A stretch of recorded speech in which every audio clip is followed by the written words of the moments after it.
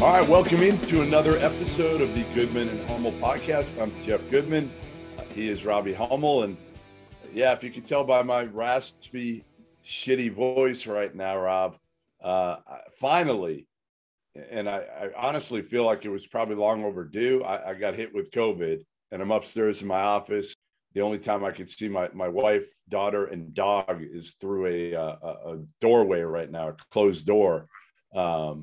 So I'm okay. Like so far, knock on wood, all it is a really bad sore throat.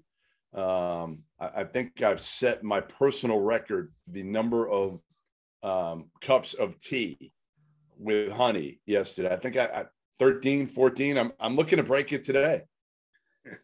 That will help your throat. There's no doubt about that. Way better than water. How long ago were you in Puerto Rico? Like a week and a half ago.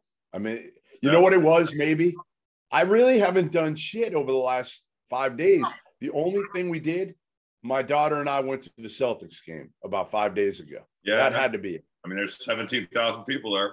Right, had to be it. And some knuckleheads not wearing masks, and so yeah, it was probably that. Because other than that, honestly, the only time I left my house in the last, and I know you've been all over the place, is to pick up Dunkin' Donuts iced coffee. And when I do that, I order it ahead of time. I walk in, I grab the damn iced coffee, and I'm out. So yeah, I don't think that's it.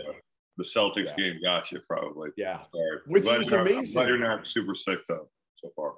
Yeah. I mean, it's just amazing to me, but this new variant is just, they say it and it is true. It's so much more contagious than we were dealing with a year or so ago, or even 6 months ago. And you're seeing it everywhere now. I mean, it's gone through seemingly every NBA team, most college basketball teams. I think you probably have half of the 340 teams right now are approaching that number that have been on a pause so far. You've been everywhere though. You still haven't gotten it? No, I have no idea how. I've flown a ton. I've played in 3-on-3 tournaments all over the world. Right. I have no idea. I mean, knock on wood, I could get it tomorrow. But no, I have not, as far as I know. Maybe I've been asymptomatic and just had no idea. But right.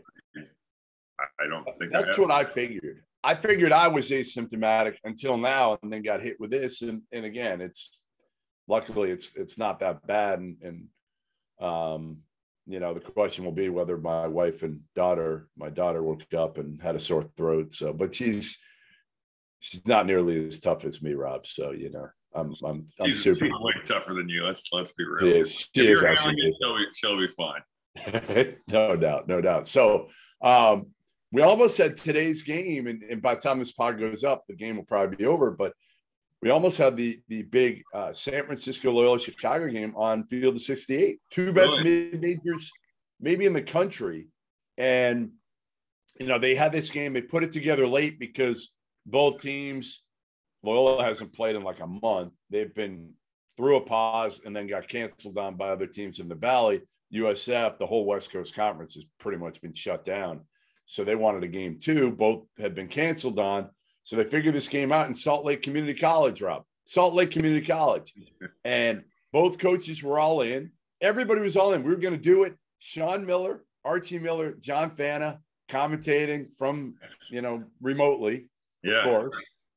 And we're going to get a camera or two set up there and stream it on Field of 68.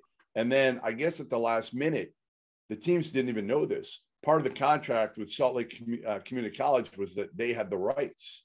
Oh, that's so they know the fine print, or how did it? Yes, I mean, I get it because the teams aren't worried about that. At the end of the day, they're not looking at the contract. They just want. I don't know why they picked Salt Lake Community College though. I don't understand that, but right. So yeah, now it's on like WCC hoops or whatever it is.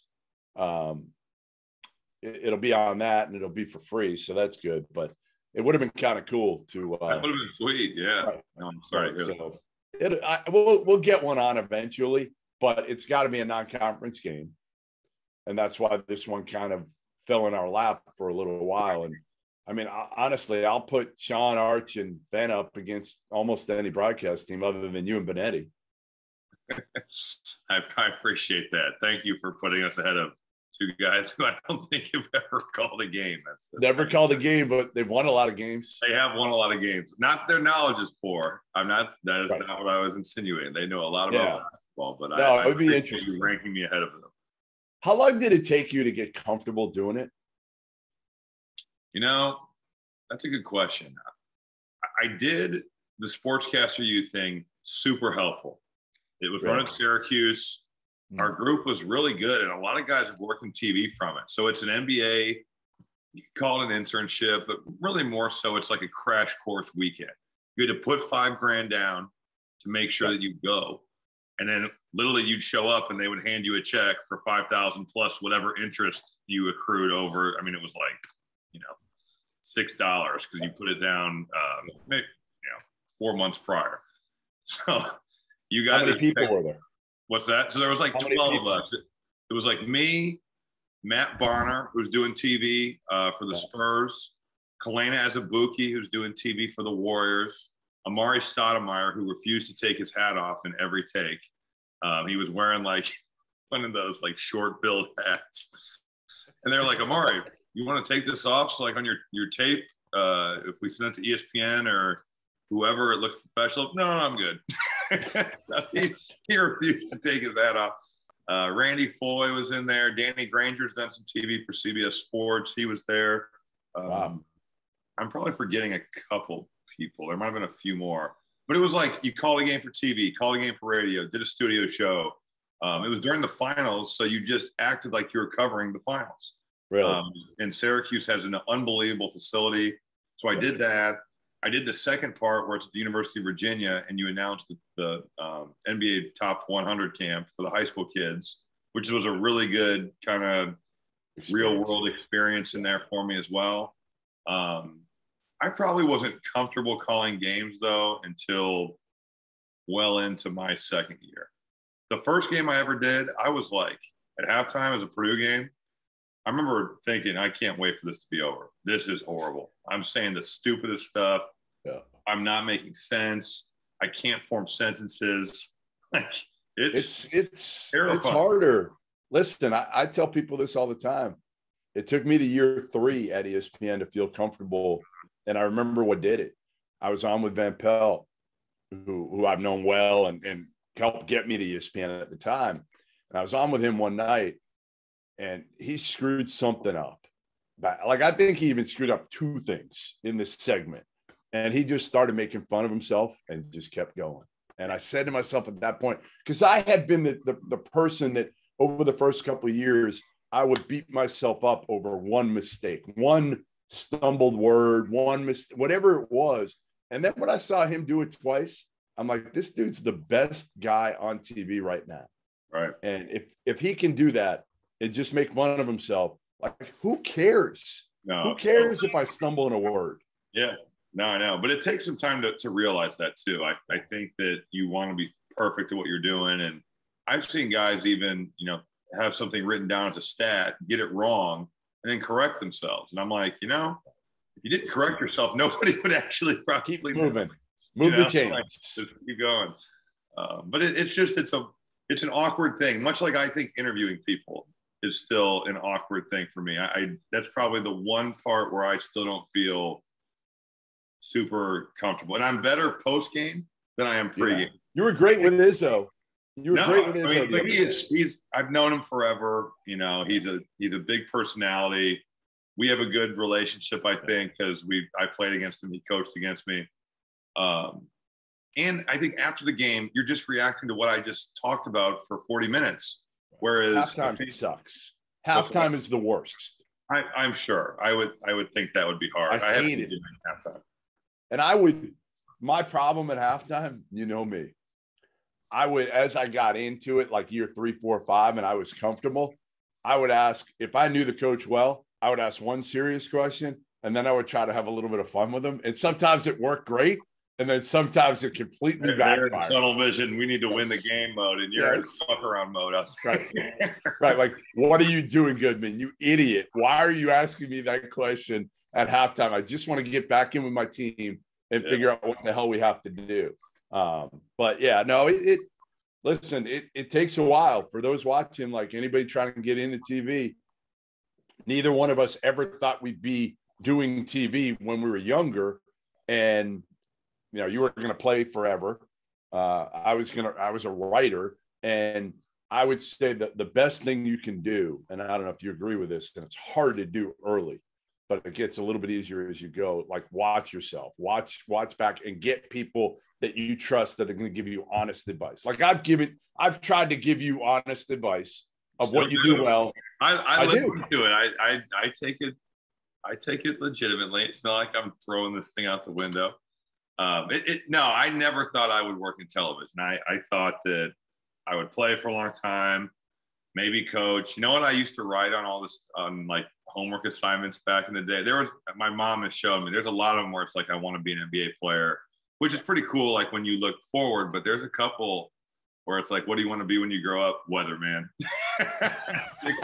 Weatherman. You would be a terrible. You're not good looking enough to be a weatherman. I guess that was TV too. I was born to be in television. I just didn't know it. Just a different field. Maybe you should try to transition into weatherman now. Maybe like do a segment with Benetti. Could you do like a segment with Benetti on weather? The weather. I needed to be a weatherman last night driving home from Michigan State. I drove through like the west coast of Michigan just gets totally destroyed with lake effect snow. And oh my God. I mean, there was cars crashing into walls. We were going 25 miles an hour on the highway. That's one of the scarier parts of doing this. And normally I fly, but with COVID, some of the flight schedules have been like really cut back. Yeah. So I drove last night. I drove up morning of and drove. It's about 3 hours and 15 minutes, Chicago to East Lansing. Different time zone too. So you lose an hour going up because it's Eastern time, gain an hour coming back, Chicago's Central. And it took me like 4 hours and 25 minutes to get home last night. I didn't get home till 1, but I get home at 11:30. I mean, it was bad. So I could use that weather.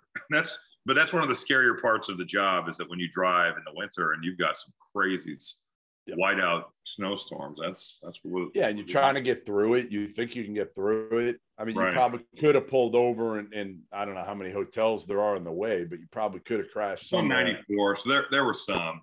I was so ready to sleep in my bed. Yeah. Which I don't blame you. You've been bouncing around.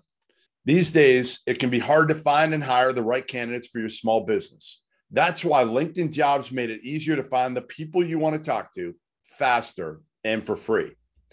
Create a free job post in just minutes on LinkedIn Jobs to reach your network and beyond to the world's largest professional network of over 770 million people. Focus on candidates with just the right skills and experience and use screening questions to get your role in front of only the most qualified people. Then use the simple tools on LinkedIn Jobs to quickly filter and prioritize who you'd like to interview and hire. It's why small businesses rate LinkedIn Jobs #1 in delivering quality hires versus leading competitors. LinkedIn Jobs helps you find the candidates you want to talk to faster. Did you know that job seekers visit LinkedIn? Post your job for free at linkedin.com/good. That's linkedin.com/good to post your job for free. Terms and conditions apply. All right, let's talk about the state of basketball in Michigan. Nobody knows it better than you right now. You've done a bunch of games, Michigan State, the last few days. Let's start with the positive. Let's start with Michigan State. Because I'm a positive person. That's my New Year's resolution. You're also COVID positive right now. So. I am COVID positive too. That's true. So Michigan State, I think a lot of us wrote them off early, you know, and I don't know if wrote them off is the right word because you're never going to write off a Tom Izzo team, but wrote them off is like a Final Four contending type team. And, you know, they lose to Kansas. They just don't look the part. They don't have a star. We know that. Like, you know that game one, I think it's fair to say we knew this season they're not going to have a star. Nobody's going to turn into that this year. They've got point guard issues. I'm hoping Tyson Walker gets better, which he will and has. But he and Hogard are still trying to figure this thing out this year. But somehow Michigan State, they've only lost one other game to Baylor. No shame in that one. But other than that, that's it. They've lost 2 games all year. Yep, they found a way to win against Loyola. They found a way against UConn. I think they're good. I don't think that Michigan State is a great team right now. I think that they're getting better. Who played amazing last night on both sides of the ball was Gabe Brown. Now, he's always been able to make threes, and he's always been athletic. I think that it's been one of those deals where you see the potential and you haven't been able to uncork it, but he's playing at like an all Big Ten level. He really is. 2 games prior to this, back-to-back 20-point games, has had monster second halves. Yep. And last night, I thought defensively, he was in the right place all the time, getting steals, energy plays, effort. It was really impressive to see. He's maybe becoming, I think, their best player. Max Christie also goes for a career high. They're really using him off pin downs and letting him use his size and get to that pull-up. He's going to be really good. I don't know when. I interviewed him last night, and he looks like he's 12. He's so skinny. He's got peach fuzz. I'm like, Jesus, I'm old. The college players look like this. I am old. That's how I felt. Hey, that's how I felt when you were back as a freshman, and I was interviewing you. Same shit. It punches you in the face, right? But I do like their team. They still turn it over too much. Tyson Walker has kind of regressed the last 2 after looking like he had really figured it out. Yeah. They've been lucky that it seems like when one has played poor, if Tyson Walker hasn't played well, Hogard's played well, and vice versa. Yeah. They've kind of been like that. Who also has really matured? Marcus Bingham. And I knew it in the Bahamas because he catches a lob to take the lead against Loyola. In past years, he might have been doing cartwheels down the court, celebrating. And instead of doing that, he literally goes right to defense, jams the point guard, contests a half-court shot. Yeah. And he would have never done that. I give him a ton of credit. He always, I thought, was a guy that had a lot of ability but never was able to do much with it. And I think he's having a tremendous year. Second in blocks in the Big Ten, protects the rim, had some monster baskets at Northwestern Sunday. So I like their team. I don't What's think their ceiling, Rob? What's their ceiling? Can they get to a Final Four? I would say second week in the NCAA tournament. Now, with that being said, their coach has found ways to do it, and it's pretty crazy to see it. But their fast break is back to being Michigan State. I mean, they are running. And last year, because they have Walker. Like Walker, that's his strength, right? Right. He can go. He can go. So that's got to be encouraging. Joey Hauser's come around. He's been kind of hit or miss this year. They've got a good team. Good players. They're missing the one dude. There is no Cassius Winston. There is no Kalen Lucas. There's that's kind of probably when I look at them, that's what they're missing. But that they can make it to the second weekend of the NCAA tournament. Here's what I'll say. You look at their schedule, and like you said, yes, they beat Loyola Chicago and UConn back in late November. The last 8 games they've won. Louisville at home, Toledo at home, at Minnesota, who I think is going to be exposed and already has started to be exposed. Penn State at home, Oakland at home, High Point at home, at Northwestern, Nebraska at home. That is a bad slate of teams. No, overall. They certainly have not played world beaters since the Bahamas, but I do think that in terms of defensively, they can be a good team. I think the offense is what will struggle. Hold them back. Yeah. What would you do at the point? Would you still split these guys and play whoever's got the better matchup? I would probably just roll with the hot hand. I mean, that's what Izzo's done. I think when Hogarth's played well, he's played. And when Tyson Walker's played well, they've gone with him. I think that's probably what the best course of action is for me. I think you're probably right. And that's probably what he'll do because neither guy has really separated themselves. Michigan State got a big one this weekend, right? Yeah, Michigan. Yeah, Michigan this weekend in Ann Arbor. You got that one or no? No, I think it's on Fox. I think. Is it? You're right. It's on Fox. It's on Fox. So that's a big one, and you got two teams that are going in opposite directions right now, and I don't think we thought they'd be going in these directions. I actually think if I had told you prior to the season, or maybe after that Kansas game on Champions Classic night, you would have said, I know you would have said this that night, because you had Michigan you had them going to the Final Four. I had Buffalo that day, and I was like, now Buffalo, I don't think it's lit the world on fire either, but It was a great game. I mean, both those teams played really well. I would have known. What the hell has happened to Michigan, Rob? What is wrong with this team, and can it be fixed? I don't know, man. Their young players aren't playing great. I thought against Rutgers, their spacing was abysmal. Like, there was times where Hunter Dickinson's trying to post up, and Moussa Diabate is almost posting on top of him. You're playing two bigs together, and I'm not sure they've totally figured that out. Devontae Jones had been good and then was really, really bad at Rutgers. They turn it over. They don't make shots. Caleb Houston you expected. I mean, he was preseason all conference, which looking back on that was aggressive. But you saw aggressive again. Here's why a lot of these were aggressive is because the elite freshmen are the elite freshmen. Like, you knew Paolo and Chet were going to be Paolo and Chet, but some of those other guys, I was talking to Archie and Sean about this the other night on After Dark. The coaches didn't see these kids in person their junior season. They didn't see them. So they're watching literally streams. That's how they're evaluating Caleb Houston.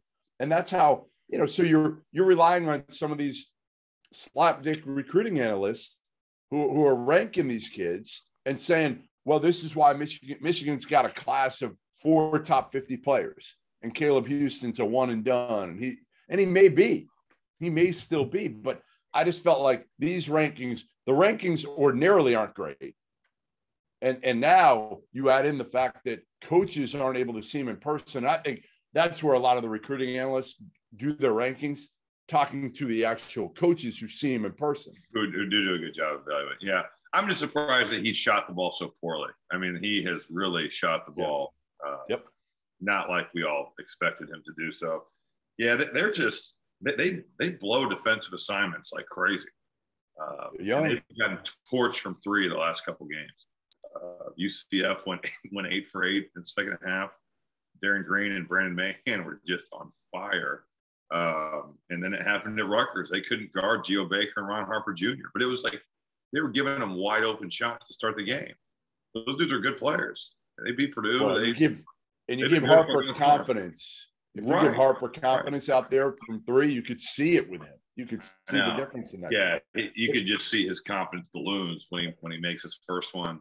I think they're in trouble because their schedule is brutal. It was like at Rutgers, and I have to also say before I get to that, they had some COVID issues. There was 3 guys who were out with COVID. Their starting 5 was intact. 3 guys out with COVID. 1 guy out for personal reasons. Hey, their schedule. I'm looking at it now. I mean, at Rutgers, Michigan State game, Purdue, at Illinois, Maryland, at Indiana. Crazy. Wow. They could be 1-6 or 1-7 in the league. And now you're talking about where is our mindset at? They could be in serious trouble. They could be in serious trouble. All right. So going off that, Juwan Howard, we all put him in the Hall of Fame after last year. And I had enough people coming at me saying you're wrong about Juwan Howard because I threw him in with every other former NBA guy who's made a ton of money coming over to coach college who's failed and said, like, he's probably going to be the next one. Well, I was wrong. He's been very good. But is he as good as we thought, Rob? Or was part of it the inheriting some good players from John Beilein, which he did? He's recruited a high level. He brought in a good staff. We know that. But was a lot of it, like that first year was, I think they were 10-10 in the Big Ten. Started out really, really good. They were like 10-1, and then I think they fizzled late to kind of limp into the NCAA tournament. I don't think you can judge that yet. I think you still need to give him more time. Last year's team was excellent. You have 3 guys in that team right now that are playing. I mean, Franz Wagner could be rookie of the year in the NBA. Right. Chauncey Brown has been on the Lakers. I think now he's on the Hawks. He's bounced around. He's playing maybe due to COVID, but he's in the league. Isaiah Livers, an NBA player. Mike Smith was really good. I don't think you can say that yet. We need more sample size of games and recruiting. And I think he runs good stuff. I think he's been a good defensive coach. Now, the last couple of games, maybe not so much. They've just had some meltdowns in the second half that have been surprising. And I think at times they struggle to get Hunter Dickinson the ball. Right. The double has really messed them up. But they're not making any shots. So you don't feel like you're not worried to double. Brandon Johns had 20 at Nebraska and then has 2 points in the 3 games since. Terrence Williams, the same deal, had 22 at Nebraska, has 5 points, I think, in the last 3. Like, it's just, it's a weird deal. But Hunter still put up pretty good numbers. He's had some games where he's only taken 5 shots, and he needs to be in the 15, 16, 17, 18 range every game. But they've struggled with the post trap.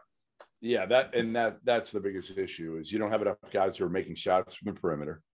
You don't have a really high level point guard who's going to get him the ball. Listen, I'm with you. I think this could be a year where you're just looking at Michigan as an NIT team. Now they've got enough opportunities in front of them, but they don't look like a team that is ready to figure it out anytime soon, to flip the switch, right? Like some teams, they have the talent and they're just not playing well and they need maybe a confidence win. I don't know, even if Michigan gets a confidence win against Michigan State, I don't know if they're going to be able to sustain it because I just think they're so young. Yeah. And especially on the perimeter, so young, inexperienced, and not talented enough at the point guard spot that it's going to be very difficult for them. I think that's totally fair. All right, let's move Big Ten to ACC. Me and Borzello hashtagged the ACC last night as a one-bit ACC. And we did it kind of tongue-in-cheek, right? It was like tongue-in-cheek a little bit. But here's what I'll tell you, Rob. The second highest rated team in the net right now in the Atlantic Coast Conference is Mike Young's Virginia Tech Hokies. Do you know what their ranking is right now? What? 39. Wow. 39. Carolina fell to 41 after a loss last night to Notre Dame in South Bend. Wake Forest is 46. And then you go all the way down. Clemson, 62. Virginia, 73. Florida State, 78. Louisville, 82. Notre Dame, 94. 95. Miami, Syracuse, 106. And then it's ugly. NC State, 143. Georgia Tech, 166. BC, 176. And good old Pittsburgh all the way down at 196, Robbie. It's ugly. It is. I just look at a lot of these teams, and they should be good. Louisville should be good. Notre Dame has had excellent years under Mike Bray, and that seems to have kind of fizzled a little bit here. Syracuse, I feel like there's a lot of teams that are fish out of water here. Syracuse, total fish out of water. Pittsburgh, same deal. I mean, they used to recruit the hell out of New York and sell them on playing at the Garden. And Pitt's gotten crushed by going. Pitt should be in the Big East. BC should be in the Big East.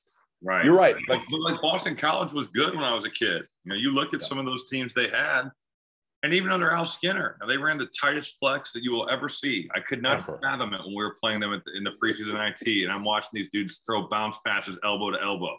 And they've got amazing, right? Reggie Jackson, Tyrese Rice. They've got freaking dudes out there, and they're flexing us. Like it was shocking. But they used to be good. There's all these teams that I'm looking at. It's like, well, Wake Forest when I was a kid was really good, and maybe they'll get back to it. Georgia Tech, Jarrett Jack, Luke Schencher, really good. It's in Atlanta. It's hard to believe that you can't have big time talent. I don't know. You just look at a lot of these teams that historically have been great teams. And when I grew up, I wanted to play in the Big Ten, the Big East, or the ACC because that's what I watched. Those were the three leagues. And you could throw in Kentucky and you could probably throw in the Big 12 with the upper echelon teams.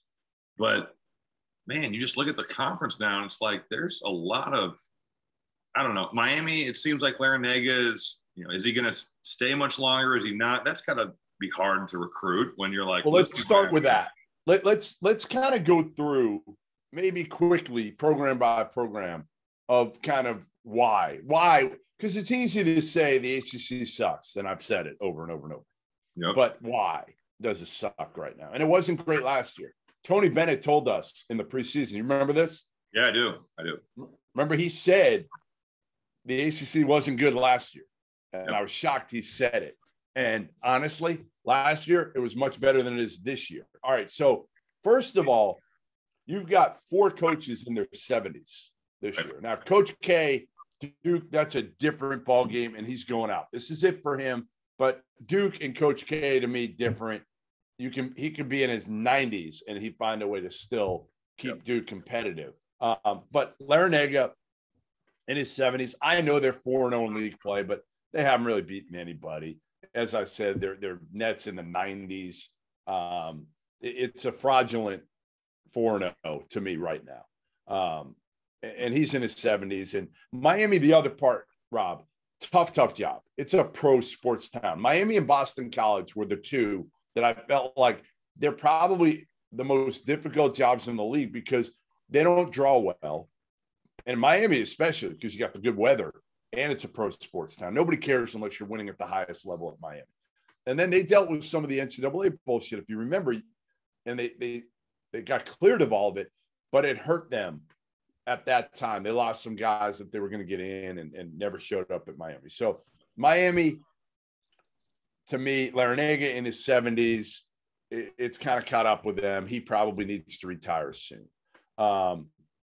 Leonard Hamilton in his 70s, that's the one that's probably the biggest surprise to people this year. They're really down.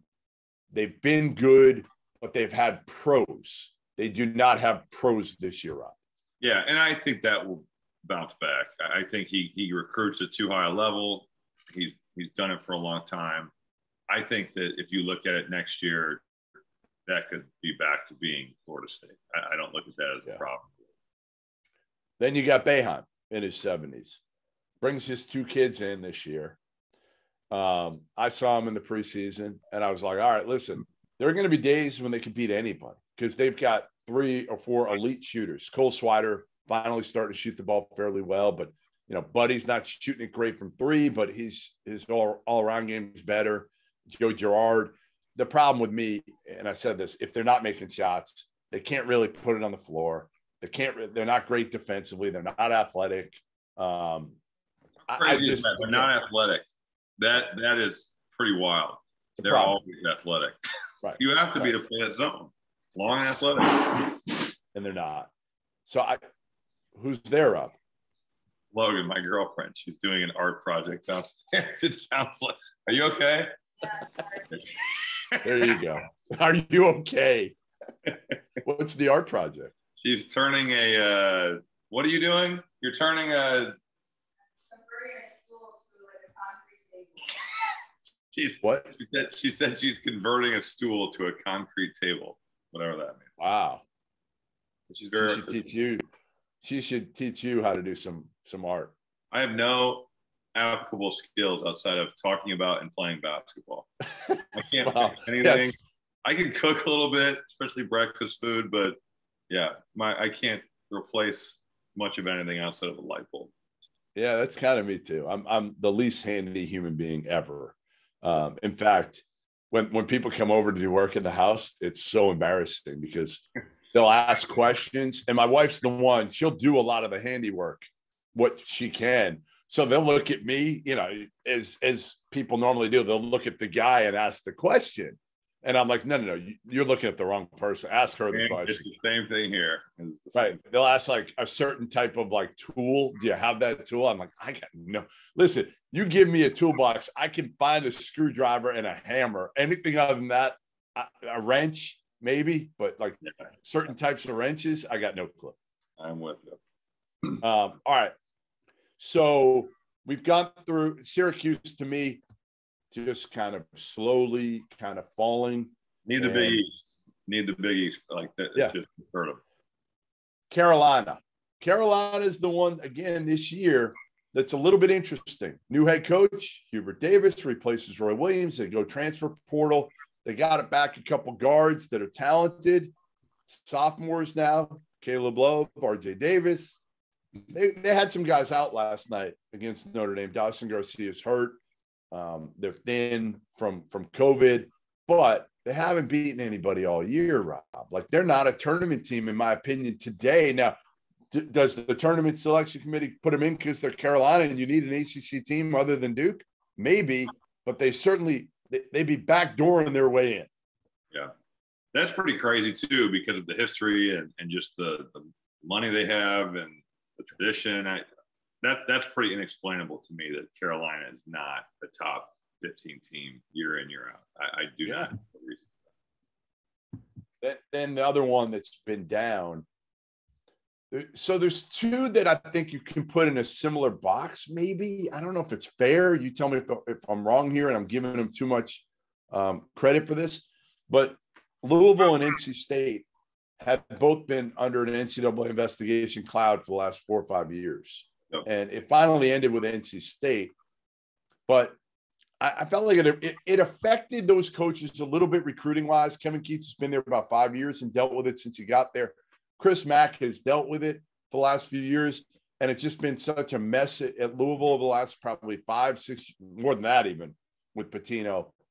And, Chris Mack, listen, he made some changes to his staff. So it's clear, like, they didn't have Louisville-level talent last year or the year – well, I don't want to say the year before. They were pretty good. But I don't know. What do you make of Louisville and NC State? I think the NCAA thing is totally fair. Louisville has been a disaster with that. But again, much like Carolina, the tradition is so good there. I just think the Pitino was rolling. They were going to Final Fours, and I don't know. That one doesn't make sense to me as much either. NC State has always kind of been the third school in that triangle of Carolina, Duke. That's a tough job. Herb Sendek said, I'm out of here. I'm sick of this. And he was coming off Sweet 16 with Julius Hodge. So I don't know. It's NC State can be good. Louisville should be good. Yeah. I don't really – the NCAA investigations are certainly something, but I don't know why Chris Mack is not one there. I don't know why they're not better. Yeah, I mean, their talent just isn't – they don't have good point guards. They're just average 3-point guards. L. Ellis was good last night. But they're mediocre at the point guard spot. The other one that's going to bounce back, they're just having a down year, and their talent level and their program isn't what it's been. And I wonder why. Virginia. Yeah. Like Tony Bennett. Listen, would it surprise you at all if Virginia, whose best player is Jaden Gardner, East Carolina transfer, would it surprise you if they finish second this year in the ACC? No, it would not. And you'd probably bet on that, wouldn't you? Yeah, if I told you right now. Before the season, Tony was like, yeah, we're ranked, but I have no idea. Like he really was like, we might not be. We'll see. He was, let's take a wait and see approach. No, I wouldn't be surprised. Jaden Gardner can score. That dude he can score. But you're right. Their talent level compared to the national championship team, not close. No. But they developed those guys. Kyle Guy was a top 100 player out of Indianapolis, but he wasn't, a 5-star kid. They developed those dudes. I think Tony's an excellent coach. They play to their style, much like Wisconsin does. If they got second, it would not surprise me one bit. All right, who haven't we hit now? Who do we still have to hit? Notre Dame. Like Bray had it rolling for a while, and it's just kind of fallen off. They're older again this year, but they're just not as talented. They don't have Pat Connaughton or some of those dudes that they had, even Bonzie Colson. And they only go 6D. I mean, Blake Wesley is uber talented. You look at my drive. Yeah. Let me go back on that statement, because Blake Wesley could be, honestly, he might be their most talented player, talent-wise, that they've had, including Connaughton. Right. I haven't seen him as much the last couple of weeks, but I had him at Illinois. and they played okay there. Prentice Hub has really struggled. I don't know if he's come around. I haven't been able to watch. Leshevsky, I drafted him. He was great last night. Was he?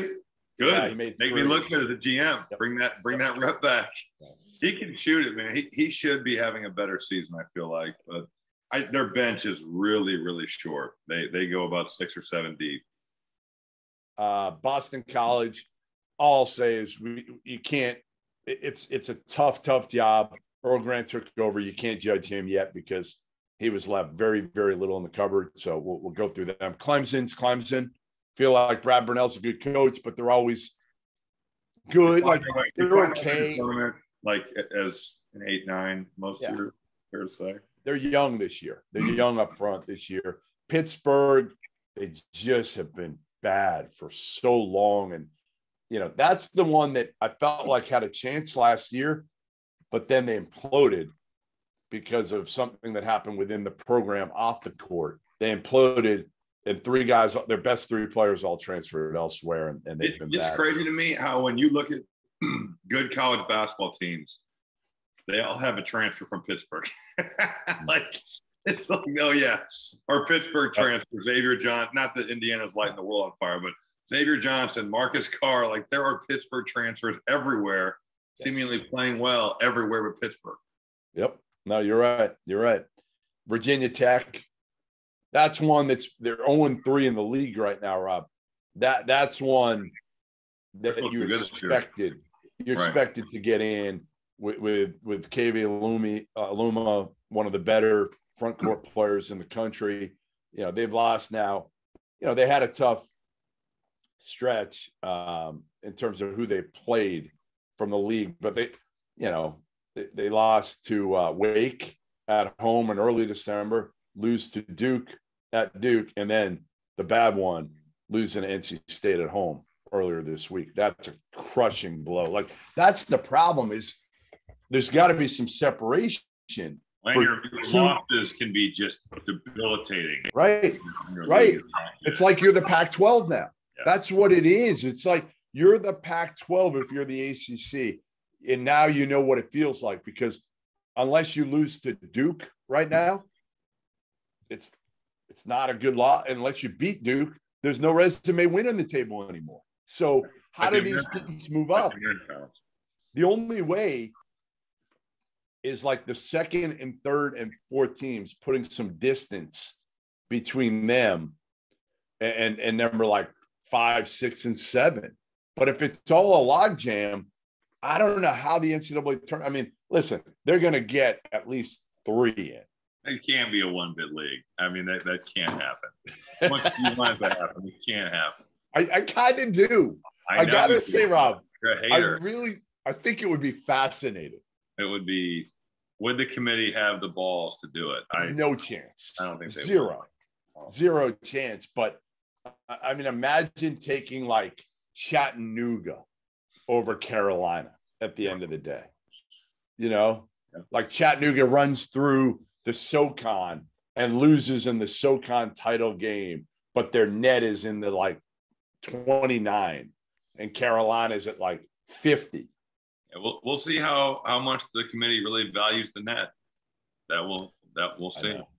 I mean, I think they value it. It's obviously not everything, but I look at the net more today than I do Ken Pom because Ken Pom to me is way more predictive still. Like if you look at Ken Pom today, fast in Ken Pom because of the preseason rankings he assigned. Right.